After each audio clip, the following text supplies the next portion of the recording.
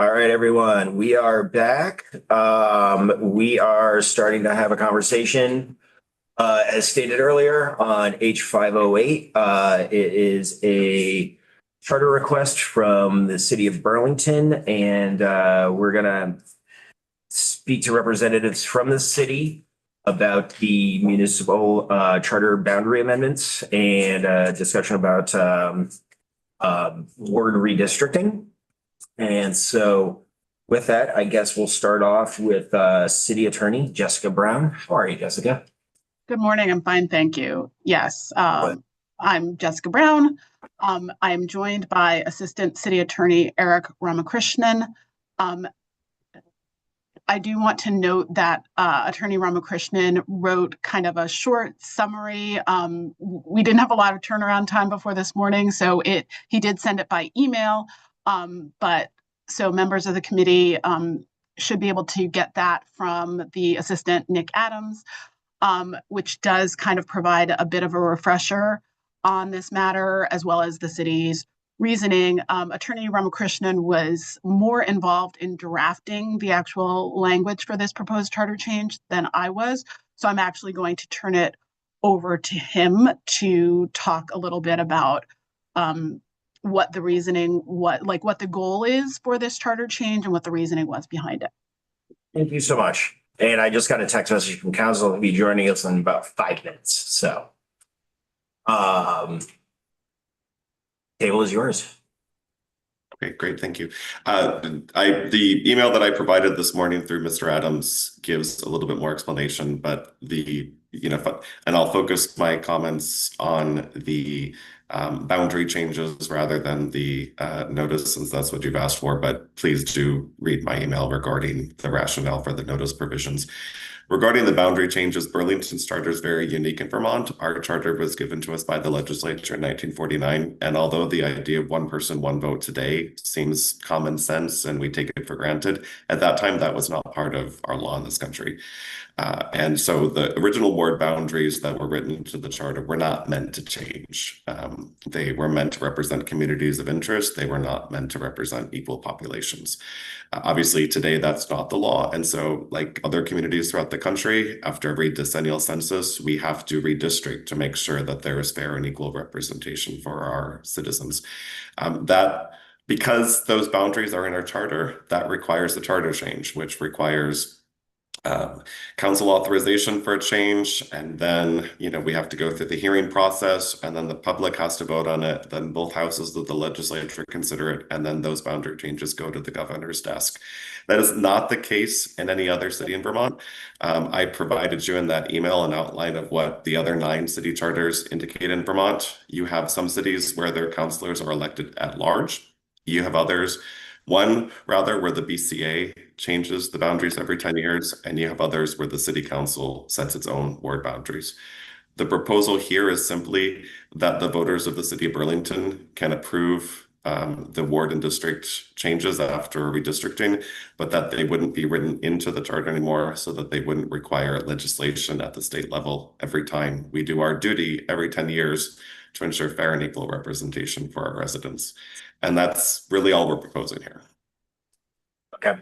So just for clarity, you're saying you would put the proposed boundaries out to voter approval? Right, which would be the only city in the state that would require that, but that would be a check and balance on the city council's power. We simply wouldn't have to amend the charter every time we do our duty every 10 years. Understood. And just reviewing the language here, because it is brief. Most of the content obviously is striking language. So it has one portion where it says from time to time, but then it speaks to not more frequently than once every 5 years. That's correct. Okay. Yeah, I remember this being a relatively concise request as far as the words on the page. Any questions from the committee for the folks who are joining us via Zoom right now? Rep. Waters Evans. Good morning. I'm not sure if you might not know the answer to this question. It might be something council might know more than you, but do you know if those other cities who have that similar structure, if they started out with needing a charter change and then changed it, or has it just Burlington's been the only one who's done it this way?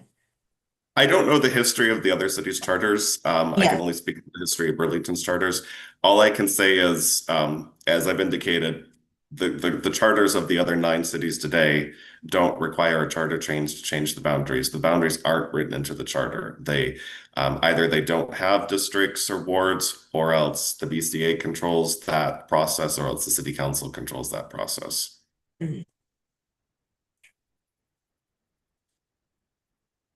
And do you know, this charter change was voted on by the city of Burlington. Do you have the figures of what the percentage of voters was, or anything like that, or the number of?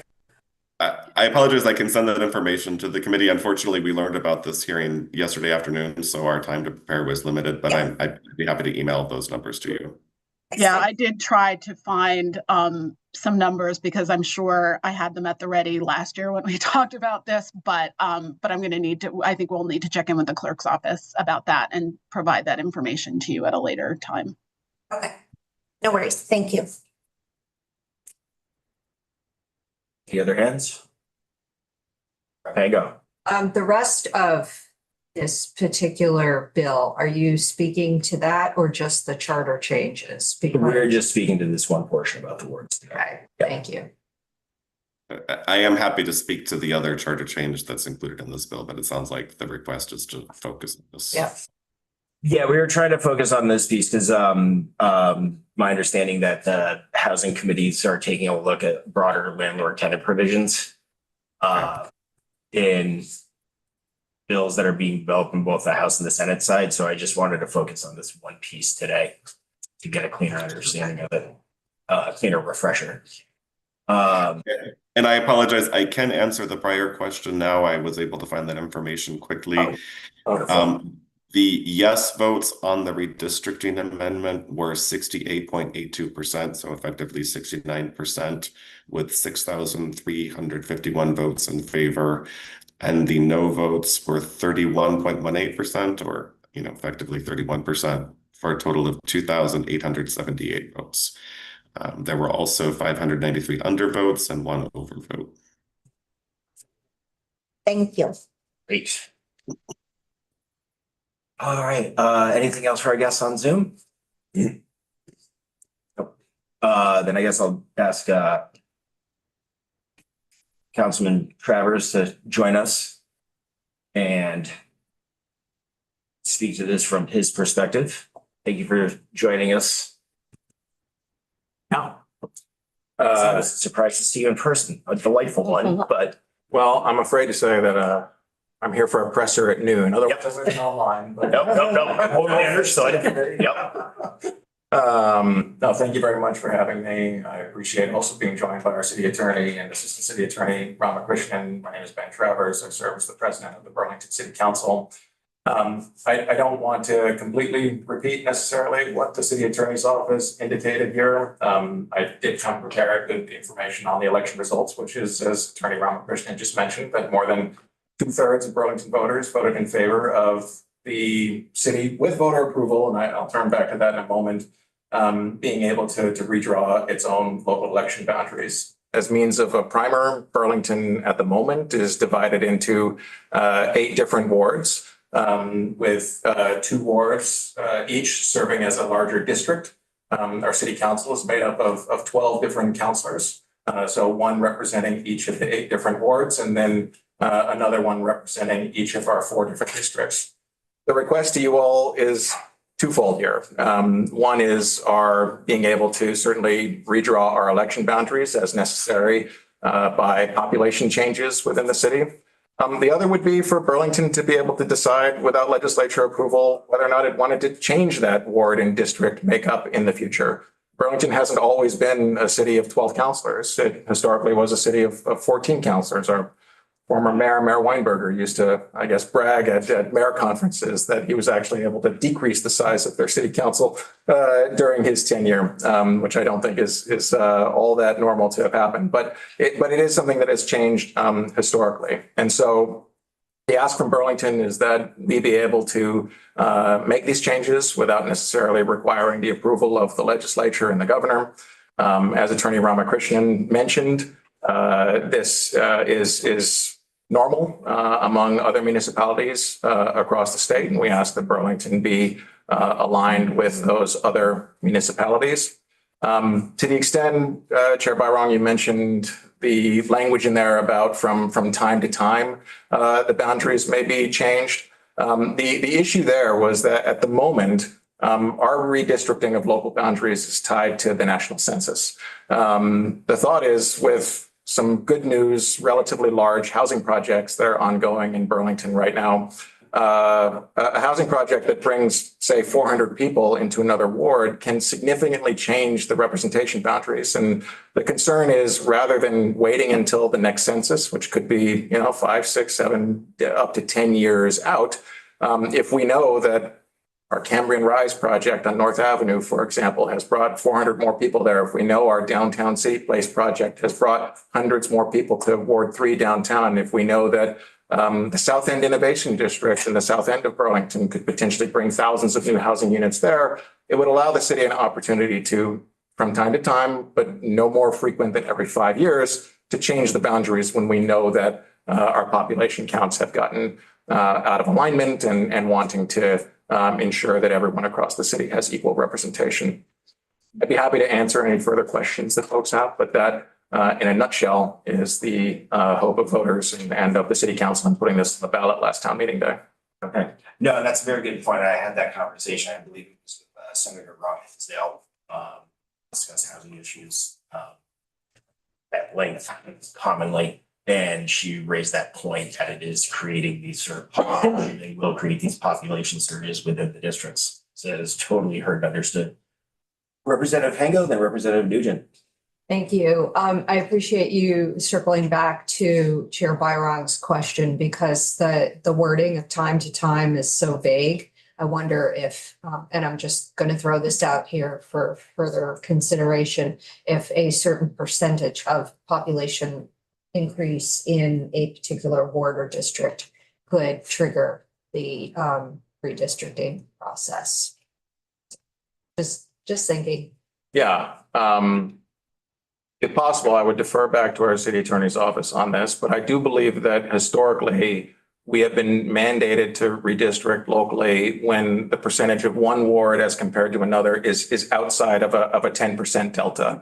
Our 8 wards roughly have about 4,500 people in each ward. So I mentioned a housing project of potentially up to 400 residents because a project like that brings 400 new folks into a ward in and of itself could bring a ward population outside of that 10% delta as compared to another district. So I do believe, and I don't know, and this is where I would defer to the city attorney's office in terms of where it is in our charter or our ordinance that dictates that 10% delta threshold. But I do believe that we still would, for the most part, follow that. We would not redistrict except for when the population, well, it could either be one of two things. Either the populations of our existing boundaries have gone outside of that 10% delta, or the city has decided that they want to change the structure of the city council instead of our being a 12 representative body, change the number of wards. We haven't always been an 8 ward community. There's been 7 wards in the past. There's been 6 wards in the past. I suppose that could change without it necessarily being outside of the 10% delta, but that would be the other circumstance where it could happen, where we wouldn't perhaps necessarily want to wait until the next census. Nugent? So I think I have actually an extra question now because it sounds like from your charter, if a 10% change triggers that, then you still need or ability in your charter to decide to do that. How does that work? So if the 10% already is going to trigger redistricting within your charter now, can you talk a little bit more? I mean, 10% is just typically a guideline for use generally as a guideline of when districts don't have fair and equal representation anymore. What I did want to say, though, to add on to what the council president just indicated, is that since the goal of this is to put the city of Burlington on parity with its other cities, if you look at charters for the cities that have wards or districts, there's no limitation on when they can redraw the boundaries or what would trigger that. That's left up to them. I just quickly pulled up St. Albans because I was able to do that quickly since I remembered it was section 5 of their charter. And it just says that the council is empowered to make such changes from time to time by resolution or ordinance. So we're not asking for anything different than other cities have available to them. Yes, and Attorney Ramakrishna's comments there actually just reminded me from the last time that we redrew our district boundaries that it is not specifically laid out in our charter or ordinance that 10% threshold mandates a change. Rather, it's the requirement of fair and equal representation, as Attorney Ramakrishnan just mentioned, and relevant case law providing that 10% threshold is within which we could say and defend that we have fair and equal representation between our boundaries. So we last redrew when that 10% threshold or delta was exceeded. Just also, yeah, just curious about how the mechanics of that work and if there are guardrails or what guardrails you would be interested in kind of expanding on Rapango's question. Because I can imagine, you know, sometimes there's periods of great growth, sometimes there's slow, and since so much rides on those districts in terms of city services and everything that is connected to representation. Yeah, how do you make sure that you're not also, you know, changing the city council so often that it is hurting your ability to deliver services and there's like regularity in when? Yeah. I think at the city council level, with the question that we put forward to voters, that was the intention behind the no more frequent than every 5 years. As originally drafted, it was just from time to time. And that was the concern that some of us had, is that a future city council, we certainly wouldn't do it, but a future city council could try to redraw the boundary more frequently. And so that's why we put in that every 5 years. We did not want to have it every 10 years in the census level because of ongoing housing projects in the community and the fact that if a few hundred folks were brought into a new ward, that could disenfranchise some voters for some time if we had to wait until the next census.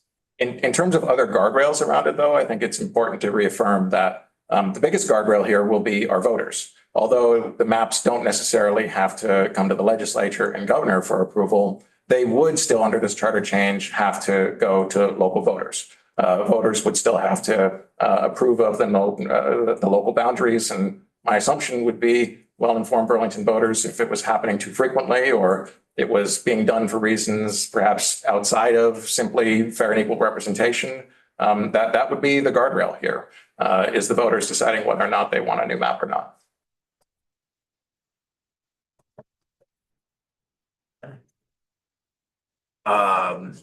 Anything else from the table? Questions?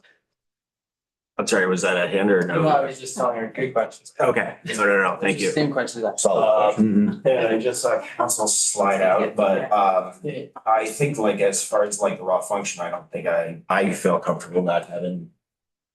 We want to have Tucker chit chat a little bit about this when he comes back in. Before we get into the other one, yes, okay. Please. Why don't you want to have to deal with the legislature to make the charter changes? That's a fair question. I think the biggest concern from my perspective is Burlington having to wait. If we've made the decision that our population is such that voters are without fair and equal representation within their ward, at the moment, when, say, the last time we did this, we brought a map to voters in March of town meeting day, but we had to wait additional cycles, additional legislative sessions for the legislature and governor ultimately to sign off on that map. And what that meant is if we had special elections or we had another town meeting day election in between, we still had ward boundaries that were reflective of districts that in which we had determined, because of population counts, folks did not have fair and equal representation. So the concern is really the legislative schedule, and Burlington being able to act, I would say, more nimbly in order to address concerns around when population counts have gotten off kilter, so to speak. And through the chair, may I interject? Yes, please. I just want to be clear that from my perspective, the question should be, why should Burlington be treated differently? Just to reiterate, other cities either have at large elections, or their city councils or in one case, their Board of Civil Authority controls this process from time to time without the 5-year guardrail, without the guardrail of requiring voter approval. And again, the reason why our charter is different isn't because we should have been treated differently. It's that we have a very old charter from a time before the one person, one vote principle was part of our constitutional law in this country. So it's a vestige of the past. And for all the reasons that were just given, it slows us down and reduces our efficiency to be able to respond to population changes and serve our voters accordingly. So we're just asking to be treated like every other city in the state. And I think that's an important point. Please. No, I have another question. So, and I'm speaking for myself. I've not discussed this with anyone else, but it just occurred to me, if you have several items in this one request, have you discussed at all being amenable to maybe lifting one out, since Chair Byron referenced maybe the housing portion of it is going to be dealt with on a different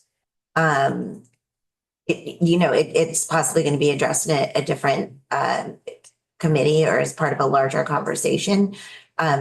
Would you be comfortable with just removing this portion, the boundary portion, and passing it as its own charter change and leaving the rest for another time? Or are you committed to having these all considered at once? Just speaking on my own behalf. Yeah. I can't speak to the thinking behind Representative Hooper in combining both of these charter changes into one resolution. I'm joined by my colleague, Councilor Broderick, as well from Board 8. So I can't speak to the reasoning behind that. I guess I would have actually expected that these questions would have been dealt with in separate resolutions. So I'm personally not opposed to them being separated and dealt with differently. I will say, let me say at the outset, I know that Burlington has sent what I refer to as sort of a log jam of charter changes here to the legislature, and I really appreciate your time and consideration of all the different items Burlington has sent your way. I think one of the concerns from my perspective is because I know and respect and understand that a number of those other changes sort of push some different buttons than perhaps just legislative district rebounding. And one of the concerns I've had is that because those have received so much more public attention, that an item like this that I think should be, from my perspective, more non-controversial, hasn't perhaps received the time and attention that it needs. So I really appreciate this committee giving it that time now. And if moving it forward would be helped along by dividing the question, I'm personally not opposed to that, although I would obviously like to see all of Burlington's charter changes have their day here in Montpelier. No, I appreciate that. Yes, this is certainly just a more nuts and bolts of government, right? Yeah. Electoral process and function. So I totally understand your point on that. Representative Morgan. Not really a question, I guess just a commentary on what everyone has said. I think what you might be driving at is saying why, because for instance, we control reapportionment.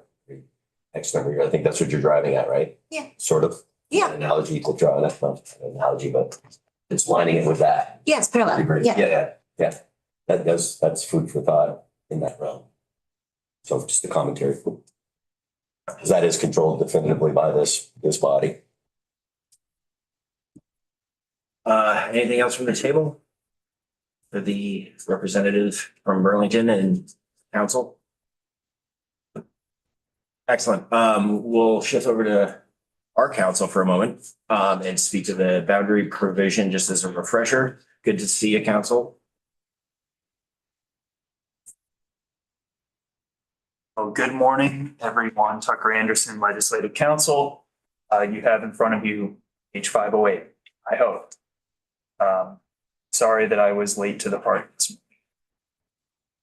No worries. Multitasked this morning.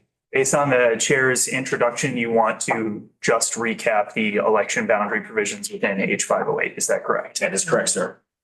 Well, the expedited summary is that we can go immediately to page 11 or 12. The first 10 pages are all a repeal of the specific boundaries that were set by 2023 Act number N7. The language that replaces this can be found on line 10 on page 11, which states that the election area boundaries that were established by that act will remain in effect until changed by the city council. The city council is granted authorization to make changes from time to time to the boundaries of the election areas in order to provide equal division of population with data produced by the U.S. Census Bureau. Election area changes shall not be made more frequently than every 5 years. Changes shall be approved by the voters at an annual or special meeting of the city and become effective immediately upon approval unless a later date is established by the city meeting vote. The last time that we went through H508, I noted a few things about this session, which you have already discussed robustly with representatives from the city.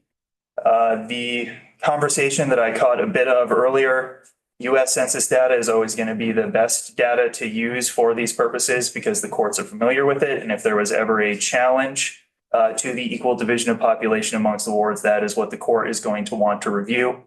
The city may ultimately use different data points for the potential population based on expansion of available housing, but U.S. Census data is always going to be the most concrete data to look at when you are changing the election area boundaries. All of the functions that were outlined by the previous testimony are accurate. The city council would undergo the process of reapportionment of the wards here or change the ward boundaries. And as soon as it is approved by the voters at an annual or special meeting of the city, it is effective. So no more charter changes here. As we discussed last time, this appears to be an appropriate delegation of legislative authority. No constitutional concerns around the General Assembly delegating this down to the actual municipal corporation to divide these wards. The inherent risk for any municipality that has this authority is that if there is a challenge and the city loses, the courts ultimately can redraw boundary lines at this level. Understood. Representative Hango. With respect to what they're asking for to be made similar to other cities such as St. Albans, that exists in St. Albans, this way of going about redrawing boundaries. I was departing the room to grab another bill file as that testimony was coming out, but I will follow up with the committee. I can take a look at the section that was referenced in the testimony and confirm, deny, or avoid the question of whether. That would be great because a lot of us, Hardcore response, Council. a lot of us don't live in cities or have a city in our district, so we're really unfamiliar with wards and city councils. Well, it's another example of the question that always comes up with charters, which is, does this authority already exist in another charter? And recently resigned Representative Jim Harrison did ask me 6 years ago to start working on the magnificent chart of all of the charter powers that exist in Title 24 Appendix. And 6 years in, don't have a lot in the chart, but we'll get there eventually. Reports repeal is done, we can focus on that. The task or after reports repeal. Of the nerd work.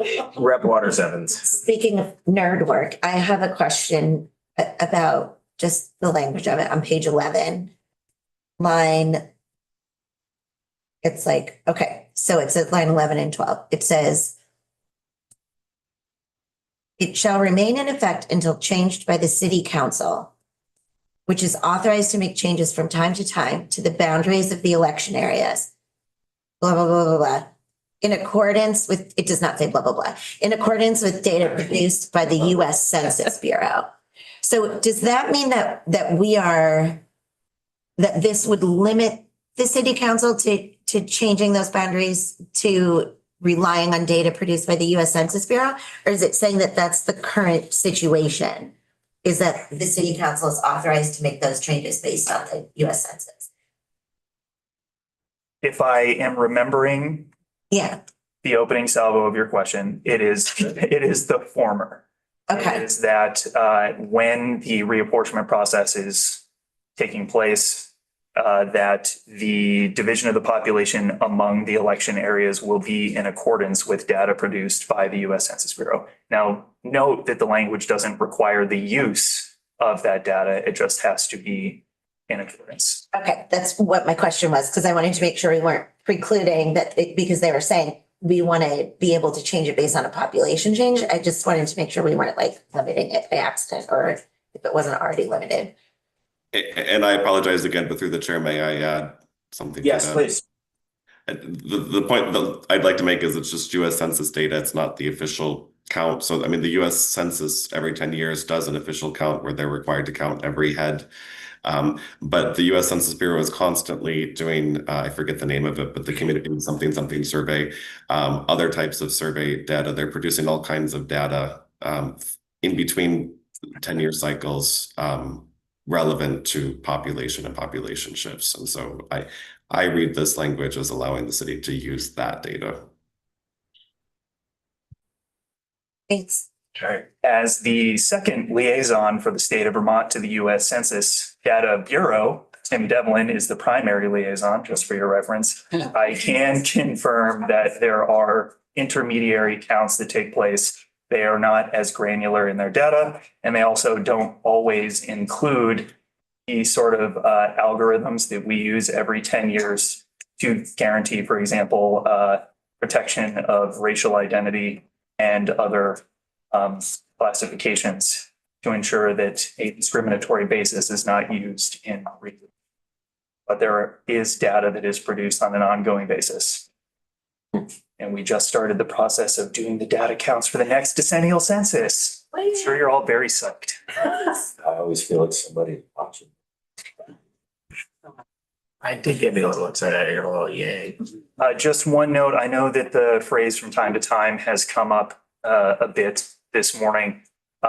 It is something that we typically strike in other bills. The drafting manual tells us that it is not actually a useful phrase when authority is being delegated, because just the delegation of the authority allows for the action to be taken unless there's a limitation.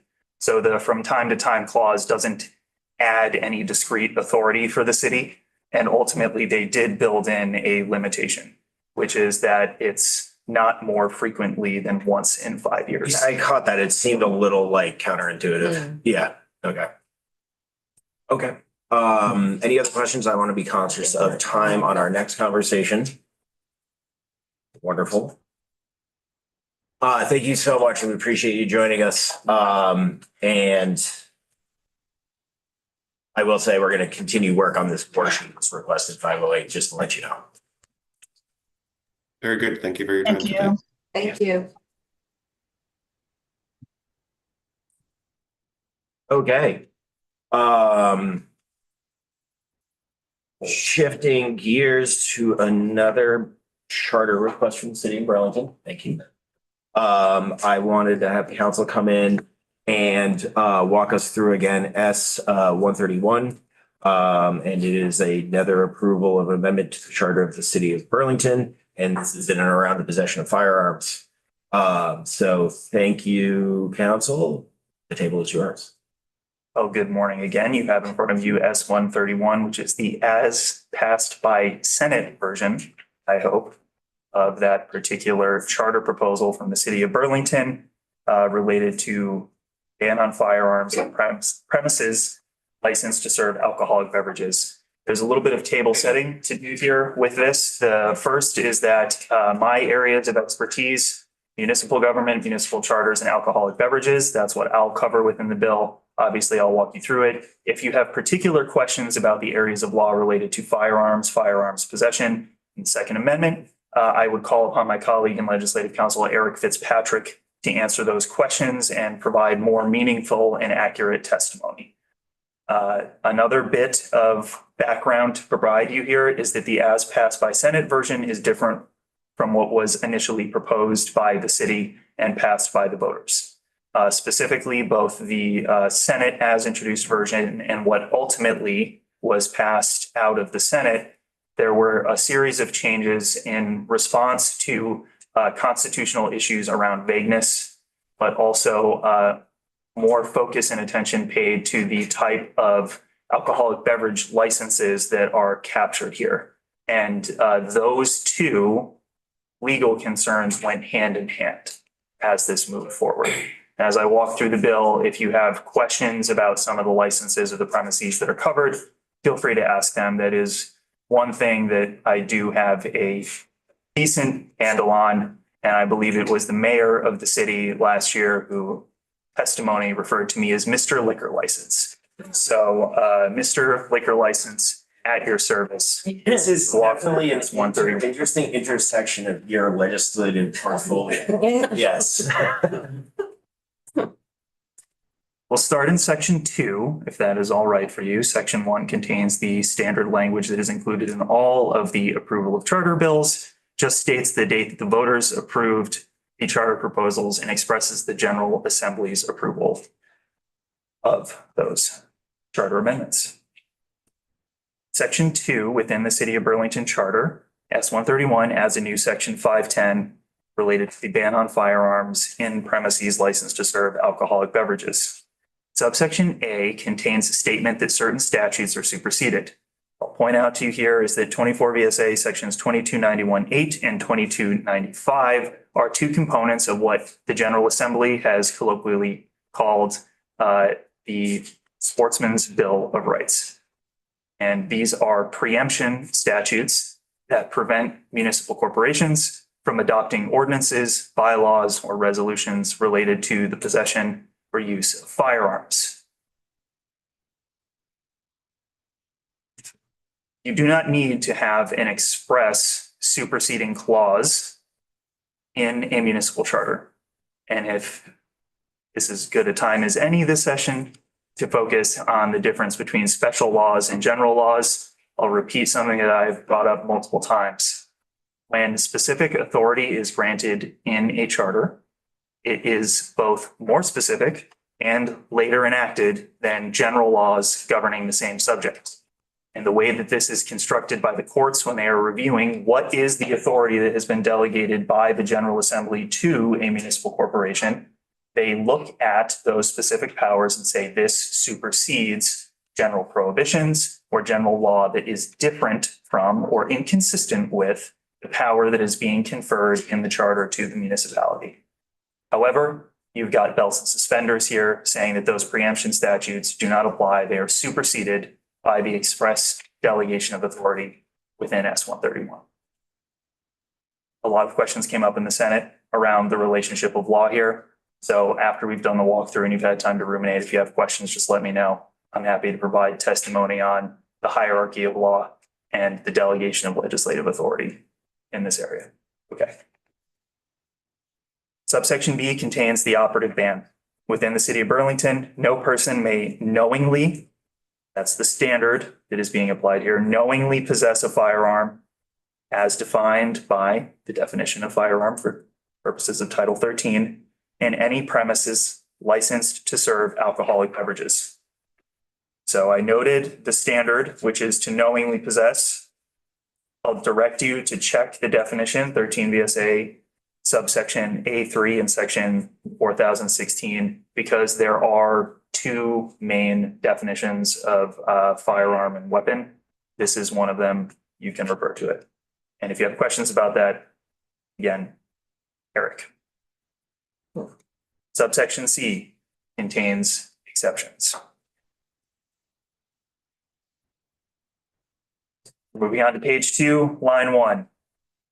In subdivision 1, a second class licensed premises, including premises used for a retail alcoholic beverage tasting permit. Is that a hand or are you just, No, it's okay, cool, just checking. messing with my content. That's totally fine, because Okay. council and I both flagged that and just wanted to make sure. Sorry.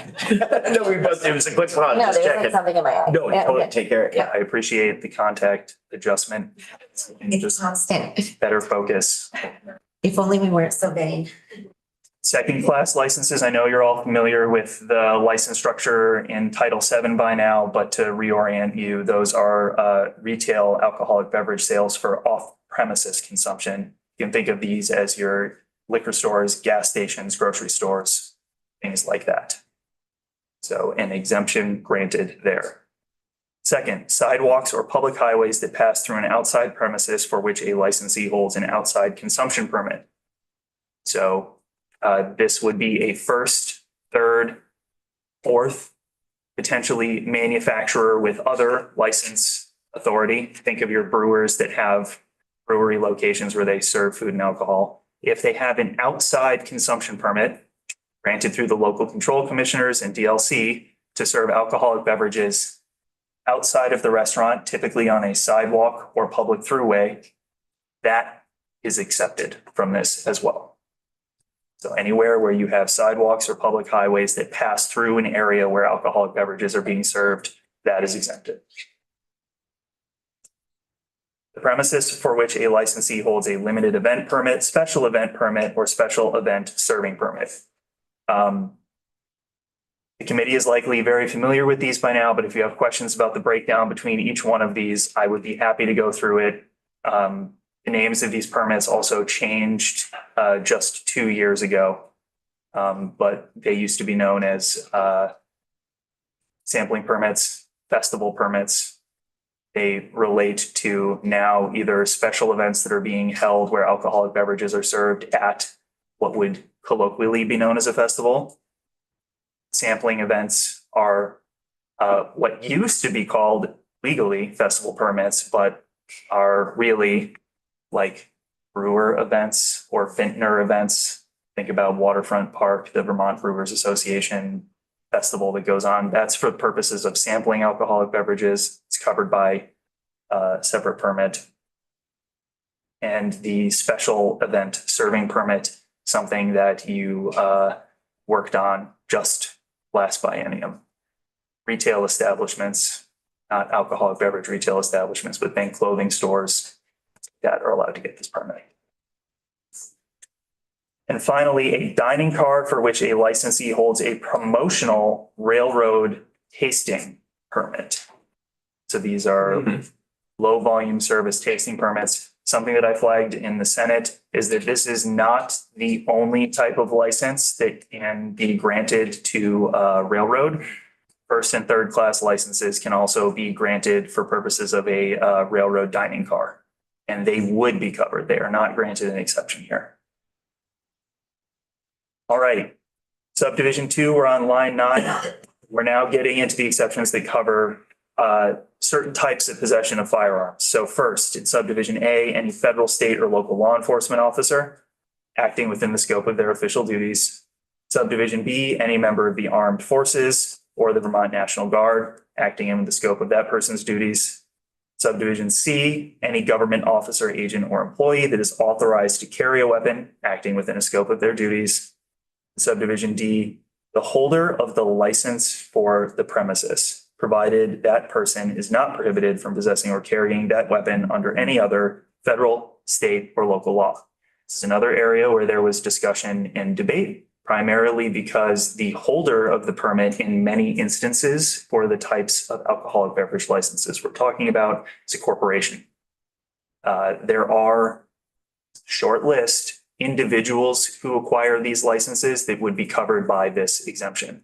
But it is something that you may want to think about because it doesn't cover the director of the corporation. It covers the holder of the license, which would be a shorter list of individuals than if you were to expand it to the primary or key officers of the license holder. So to that, LLP, insert names here, the enumerated names would not qualify for that, is that what you're saying? Right, because it's It's under the specifically LLP. for the holder of the license. So it would have to be an individual, not a incorporated person. Thank you. I thought I was understanding that clearly. It seems I am. Subsection D at the bottom of page 2 or on line 20 starts the penalties. The penalty for any violation shall be, moving on to 3, first, criminal offense. Any violation of this section is considered a criminal offense, which shall be punishable by a fine of not more than $1,000 or imprisonment for not more than 90 days. Civil offense in subdivision 2 on line 4. Any violation of this section may also be considered a civil ordinance violation punishable by a civil penalty of not less than $200 and not more than $500. Questions that came up in the Senate around this section. In 24 VSA section 1971, there is the express prohibition that ordinances have to be either civil or criminal. They cannot be both. However, take a deep breath because we're going right back to the beginning of the walkthrough. Special law, more specific, later enacted. That section of Title 24 does not control here. You are expressly allowing the city to do both. So those provisions of the general ordinance adoption procedure will not apply here. There will be specific authority for the city in this one instance to apply both a civil and criminal penalty. Based on what? What would be the basis for doing that? Is that a fair question? Yeah, so how would one determine? Can you clarify the what? The basis for Would be the basis for, civil versus criminal? it is not spelled out here and ultimately would be up to the discretion of the prosecuting entity, which in this case would be the Burlington City Attorney's Office. Is another question that came up. That's what I thought. That's what I assumed, but okay. All right. Okay, thank you. Any other questions from the table?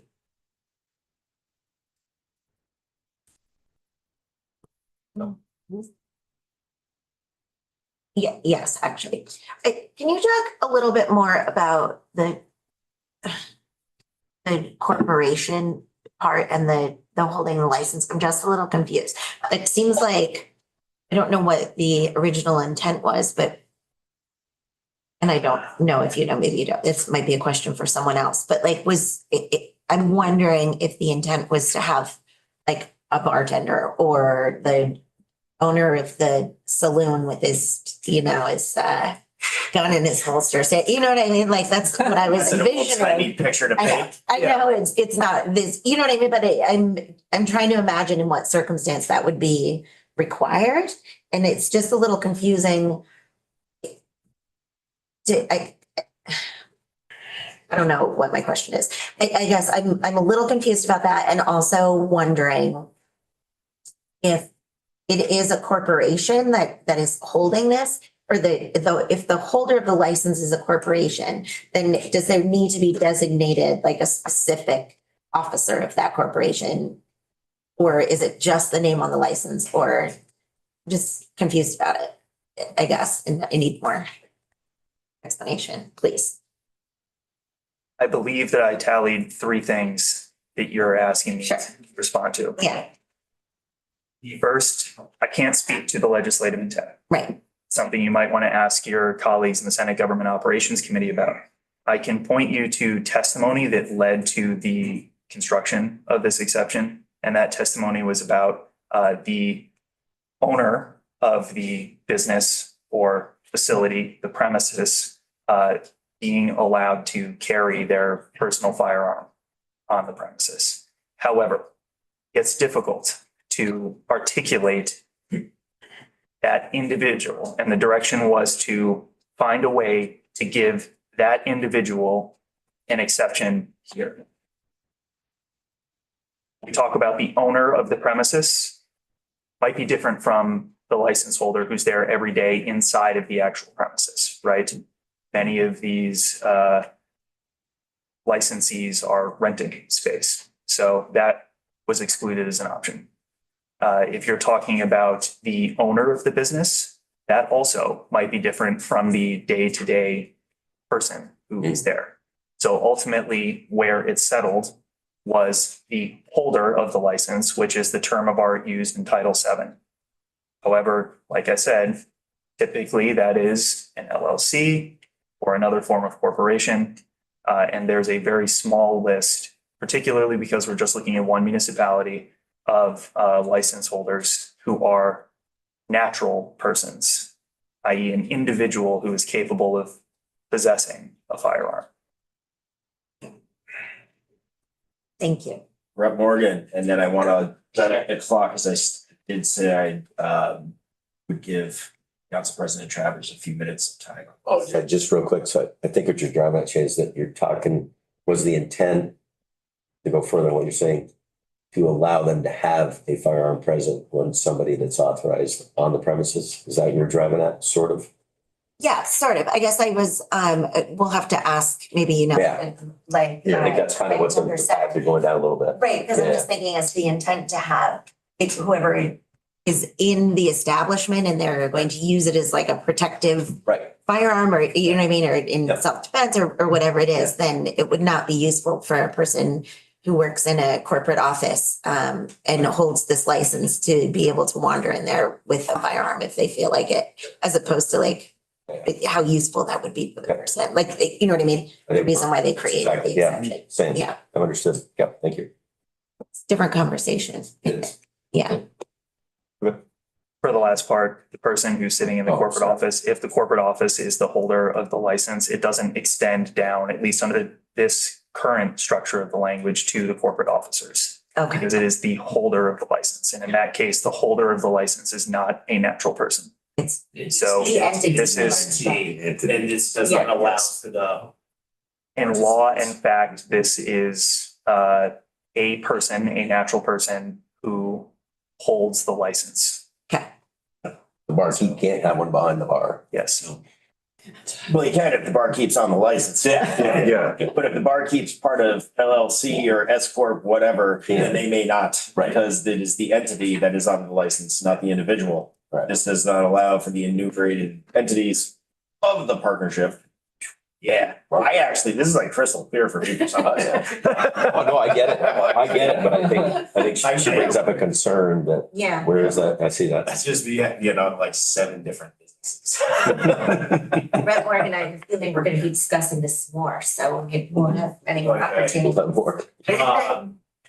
Time awareness. If no one has anything else for council, I would like to ask Council President Travers up to the table. Say to give a couple of minutes to speak to this before we head over to our friends from the Secretary of State's office, Deputy Secretary, Elections Director. Good to see you. Sure, I appreciate the opportunity to speak on this as well. Again, for the record, Ben Travers, President of the Burlington City Council. I knew we were going to be testifying on the earlier matter. Did not 100% know we would be testifying on this one, but certainly happy to speak on it nonetheless.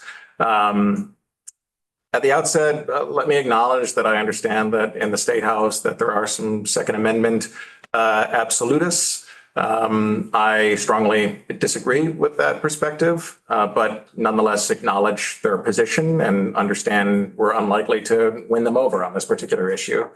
What I have not understood and respectfully will voice some frustration to is hearing from a number of folks in Montpelier, the governor included, skepticism about this measure out of concerns around its potential effectiveness. When I walked into the building today here at the State House, I walked by a sign that said guns and weapons prohibited. I think that's a sound policy for the State House, and I'm certainly not going to come here to second guess it. My respectful ask of the legislature and the governor, is to similarly not second guess Burlington voters.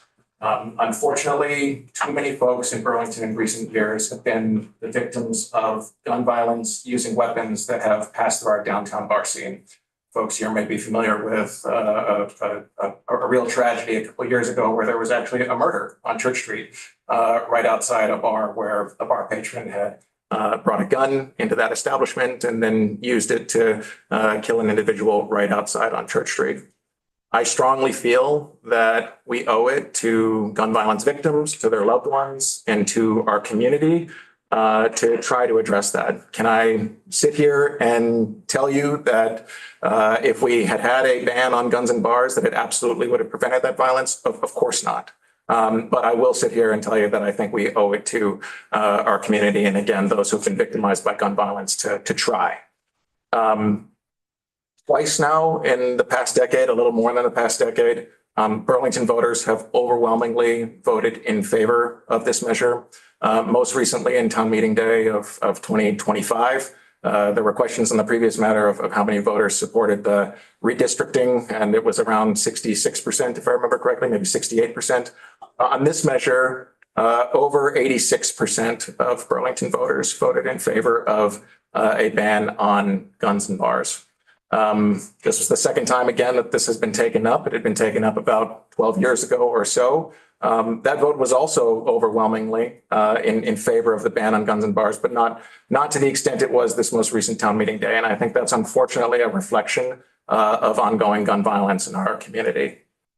From my perspective, this should not be a political issue. This is a public safety issue. States across the political spectrum have enacted bans on guns and bars, from New York to Texas to Washington State to Kentucky. I do believe personally that this is an issue that Vermont should also take on a statewide basis. But if the state is not ready to take this step on a statewide basis, my ask is that it at least respect the will of voters in Burlington, our largest city, one of our latest downtown bar scenes in terms of late into the night, and take this common sense approach to protect our residents, our downtown workers, and our visitors to our community. So I appreciate very much, again, the committee taking this measure up. I do recognize that Burlington has sent a number of proposed charter changes here to the legislature, and that we're one of many municipalities that are calling on the legislature for attention. So I deeply appreciate the focus and the effort on this item, and would hope that this committee and that the House take it up. I suppose just one other note that I'll say here, right, is that I do know that we've heard from the governor, for example, that he is not supportive of this measure. I'm a realist around what the vote count may be, and the possibility for a veto on this item, even if it were to pass the House. But even if that is the reality here, my ask here would still be that we take this item off the wall. Burlington has been waiting for more than a decade for an answer on this question on a ban on guns and bars. And I think it's high time that Burlington have an answer with respect to whether or not that's something they can take on in their charter. And if it's something that doesn't ultimately succeed, well, I'll be disappointed. It will at least allow Burlington to open up additional opportunities to figure out how else they can address this issue rather than waiting on the legislature to take action. So again, I thank you for taking this item on and look forward to continuing to be supportive of it as it moves forward. Yeah, and I just want to say, thank you for sitting with us on this. And I know it was unexpected. You were just coming in for the other piece. But I wanted to say, I really respect that final point you just made. So that was very much heard, I think. Thank you. Anything for the committee before we shift gears? No. Okay, great. What's your new title, Professor? It is with, Take us offline. We're gonna take a 5-minute break before we skip.